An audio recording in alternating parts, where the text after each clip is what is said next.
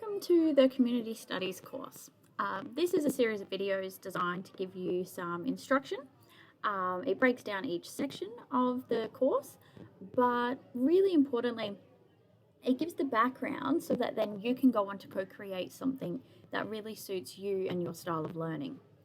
So with our Community Studies program, we are working on developing a pretty unique goal, and the idea of the whole program is that you will work with your strengths and your weaknesses to build a project achievement. What that looks like is entirely up to you. So it could be that you are going to run some science lessons for some junior school students. It could be that you're going to build a dog kennel. It could be that you're going to help run the playgroup on Wednesday mornings. There's really no limit to what you do, except that it must have an interaction with another group of people. That could be your parents, your siblings, it could be your class. Basically, the more you interact with the community, the better you're going to do in community studies. So when we work through community studies, there's a range of steps that we take so that you have all of the evidence you need to be able to meet the criteria. The first couple of activities are very much designed around brainstorming and developing a goal and getting you to think about your capabilities and how they relate to you as a learner. We then get to a really important point, which is the contract of work.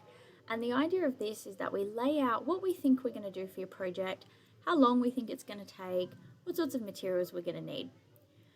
We then move into a bit of a research and interaction phase, which is where you gather all of the information you need to complete your project. You do all of the things that are required, and then you actually complete your task. And at the end of this subject, we do some reflections, basically to look at, did we develop the goals we thought we would? How well did we develop them? And what else could we have done?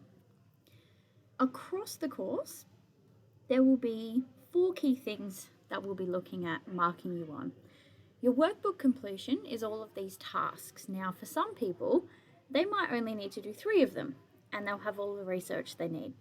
Some people might need a longer research phase, so they might actually have extra tasks.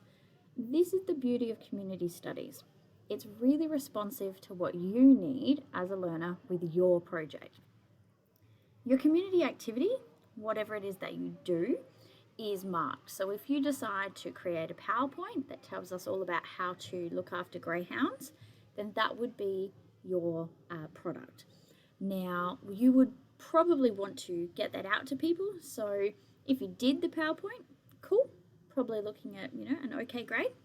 If you did the PowerPoint and then you sent it off to prospective people who are fostering greyhounds so they could learn some more information, then you get a better grade because you've interacted with the community more.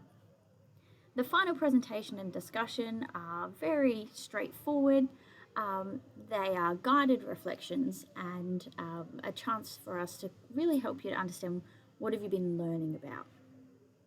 So that's really the starting information of community studies, and from here we'll start to talk about each task.